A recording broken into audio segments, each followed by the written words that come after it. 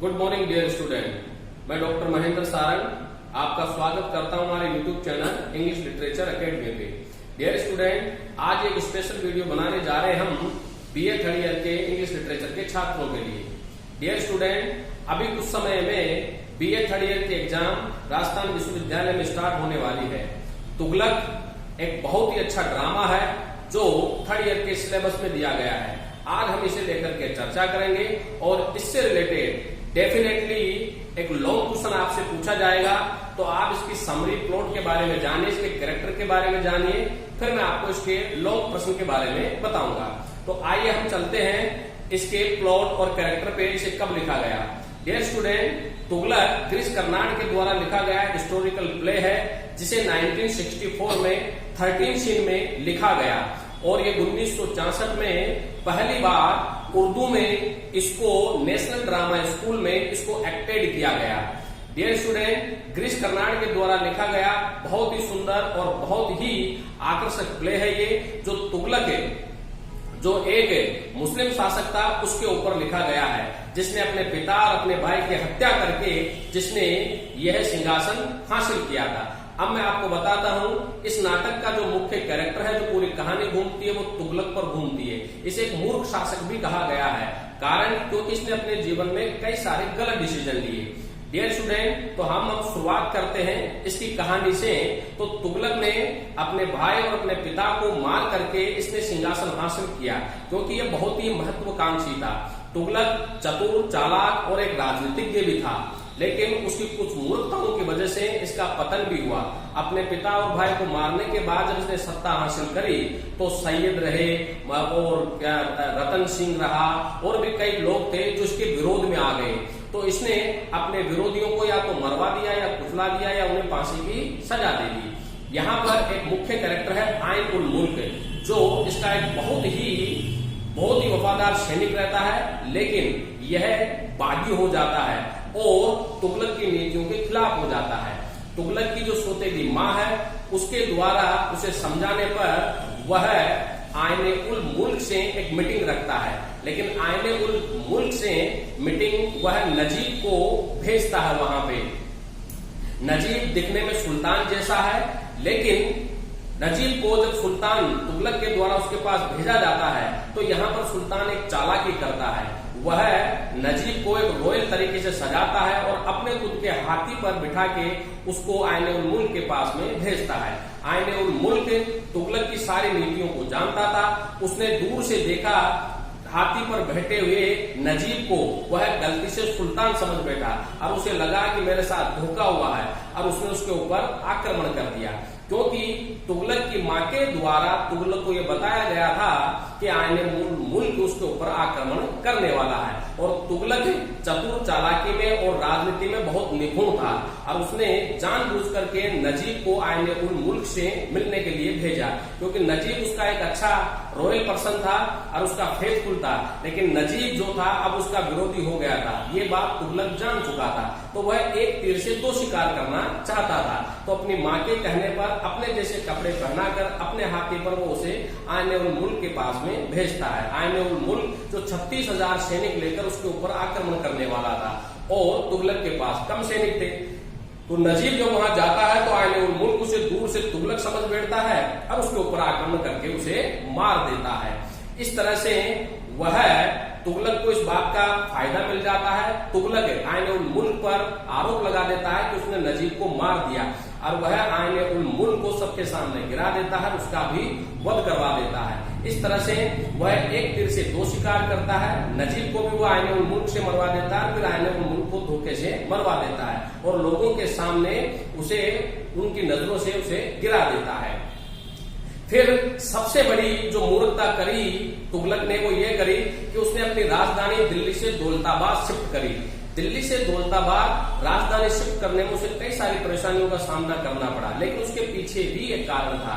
दिल्ली से दौलताबाद उसने राजधानी शिफ्ट करने के पीछे एक सबसे बड़ा कारण था कि वो अपने आप को मंगोलों के आक्रमण से बचा सके, और दूसरा वह दौलताबाद जो था वो हिंदू क्षेत्र था, तो वह हिंदू कम्युनिटी में अपना वर्चस्व बढ़ाना चाहता था, उन्हें अपनी तरफ करना चाहता था। इसीलिए वह दिल्ली से दौलताबाद अपनी राजधानी शिफ्ट करता है। तो वहीं पर ही उसे नजीब मिलता है।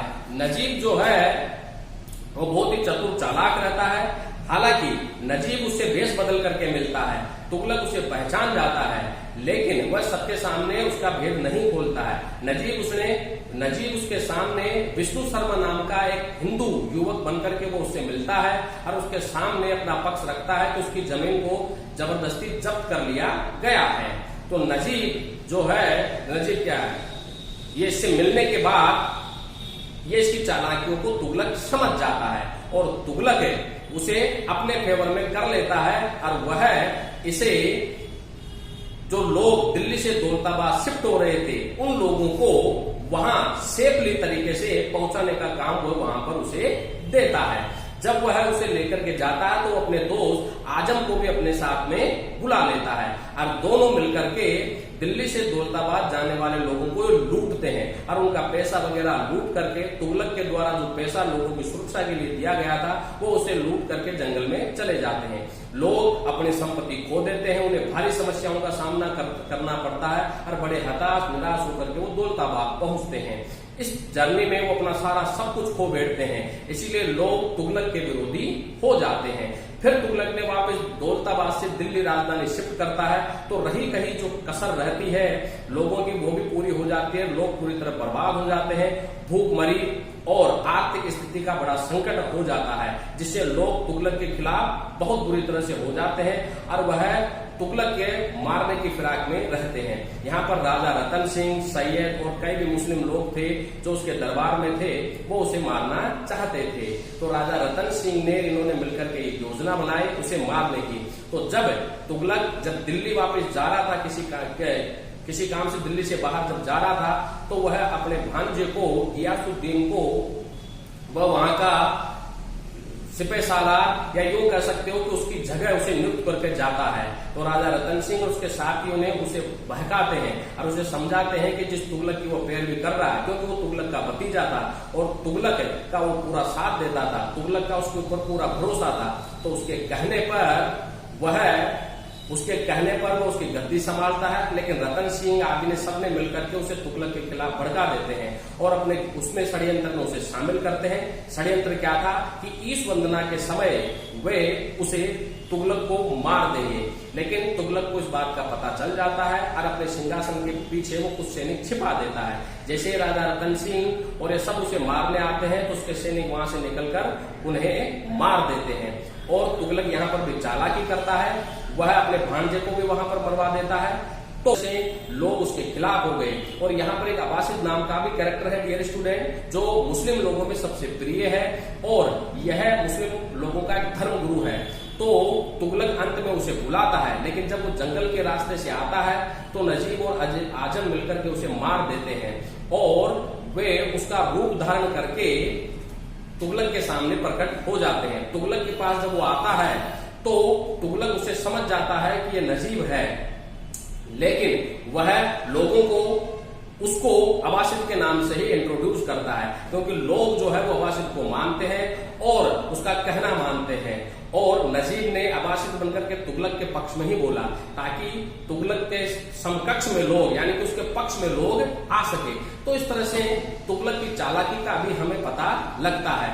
लेकिन नजीब आदि को तुगलक की स्टेप माँ के द्वारा जहर देके मार दिया जाता है और तुगलक ने अपने स्टेप माँ को ही क्रोधित होकर के वह उसे भी मरवा देता है। और अंत में तुगलक जो है अपने षड्यंत्रकारियों के द्वारा बच नहीं पाता और उसे भी मार दिया जाता है। तो इस तरह से गिरीश कर्नाड ने एक ऐतिहासिक नाटक तुगलक के कैरेक्टर को लेकर के उसकी क्या सोच थी और वह किस तरह से राज करता है, किस तरह से षड्यंत्रकारी था और किस तरह से वह राजनीति में निपुण था, चतुर चालाक था, उसके बारे में बताया है। डियर स्टूडेंट, इस नाटक में सबसे महत्वपूर्ण कैरेक्टर तुगलक है, अजीज और आजम है और नजीब उसका एक रॉयल व्यक्ति रहता है जो उसको हमेशा हमेशा सही सलाह देता रहता है। लेकिन आईने उल मुल्क को तो नजीब से मरवा देता है, नजीब को आईने उल मुल्क से मरवा देता है। और उधर अजीज और आजम, यहाँ पर सबसे मुख्य कारण अजीज और आजम रहे तुगलक की जीवन में, जिसने तुगलक के हर प्रकार के सपने को तबाह किया। तो यहाँ पर अजीज और आजम को तुगलक को तबाह करने में महत्वपूर्ण भूमिका अदा करते हैं। तो यहाँ पर अजीज आजम तुगलक की माँ, गियासुद्दीन तुगलक, आइन उल मुल्क, नजीब ये मेन कैरेक्टर में रहते हैं। तो इस तरह से ये नाटक है एक ट्रेजेडी के रूप में इसका एंड होता है। तो इस नाटक के द्वारा गिरीश कर्नाड ने हमें एक तुगलक शासक के बारे में समझाने का प्रयास किया है। तो डियर स्टूडेंट, ये एक हिस्टोरिकल प्ले है, बहुत अच्छा प्ले है। अब मैं आपको समझाता हूं कि इससे रिलेटेड हमारे सिलेबस में बड़ा प्रश्न पूछा जाएगा, चाहे वो कैरेक्टर को लेकर के पूछा जा सकता है, चाहे वो इसके हिस्टोरिकल प्ले कैसे उसको लेकर के पूछा जा सकता है।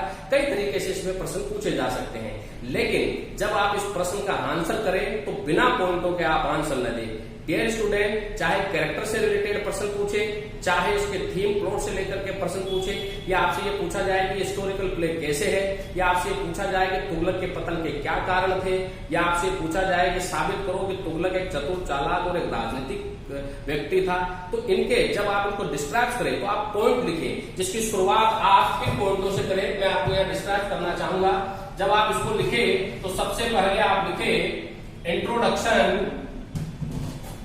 इंट्रोडक्शन अबाउट द राइटर का यहां पर इंट्रोडक्शन लिखे, और फिर इंट्रोडक्शन अबाउट द प्ले जरूर लिखे, और तीसरा पॉइंट थीम एंड प्लॉट ये जरूर लिखे, और चौथा पॉइंट समरी, और पांचवें पॉइंट में आप कैरेक्टरों के बारे में जरूर लिखे। जैसा कि मैंने बताया, तुगलक है, अजीज है, आजम है, नजीब है, आइन उल मुल्क है, उसकी स्टेप मदर है, गियासुद्दीन है, इनके बारे में आप जरूर लिखे। जब आप इसके लॉन्ग क्वेश्चन का आंसर दे तो ये 5 पॉइंट आप जरूर लिखे। आपसे इससे ये हिस्टोरिकल प्ले कैसे है, ये चतुर चालाक कैसे था, या इसके पतन के क्या कारण थे, नजीब और अजीज और आजम ने मिलकर के इसे कैसे तबाह किया, इसने कौन कौन से गलत डिसीजन लिए, या इसके कैरेक्टरों से रिलेटेड आपसे प्रश्न पूछा जा सकता है। तो जब भी आप इसका आंसर लिखे, पॉइंटों में लिखे, जिसकी शुरुआत आप इन 5 पॉइंटों से करें, और लास्ट में और जैसा भी प्रश्न पूछा जाए, 6वां, 7वां, 8वां, 9वां, इस तरह के पॉइंट बना करके आप इसका आंसर देते रहे। लेकिन लास्ट में आप इसका कंक्लूजन लिखे। लास्ट में जब आप इसे एंड करें, कंक्लूजन और इसका क्रिटिकल नोट है ये जरूर लिखे आप। यानी कि ये पॉइंट तो होने ही होने चाहिए आपके लॉन्ग प्रश्न के आंसर में। तो इस तरह से आप अच्छे नंबर प्राप्त कर सकते हैं, और सही तरीके से आप इसका आंसर लिख सकते हैं, जिसका प्रभाव एग्जामिनर पर पड़ेगा और एग्जामिनर आपको अच्छे नंबर देगा। वीडियो कैसा लगा, किस तरह की आपको समस्या आया, कमेंट बॉक्स में लिख करके मुझे जरूर बताएं। बीए थर्ड ईयर के छात्रों के लिए यह एक बहुत ही इंपॉर्टेंट प्ले है। इससे रिलेटेड प्रश्न डेफिनेटली इस वर्ष के एग्जाम में आपसे पूछा जाएगा। किसी भी तरह की कोई समस्या रहे, कोई कैरेक्टर समझ में नहीं आया हो, तो कहानी को लेकर के कोई दिक्कत हो, तो आप मुझे कमेंट बॉक्स में लिख के जरूर बताएं, या मेरे फोन नंबर है यहाँ पे 9928669902 पे आप मुझे फोन करके इसके बारे में और पूछ सकते हैं, और मैं आपको इसके बारे में फुल डिस्क्रिप्शन मैं आपको दे पाऊंगा। तो आप वीडियो को अंत तक जरूर देखें, लाइक सब्सक्राइब जरूर करें। Thank you very much dear friends.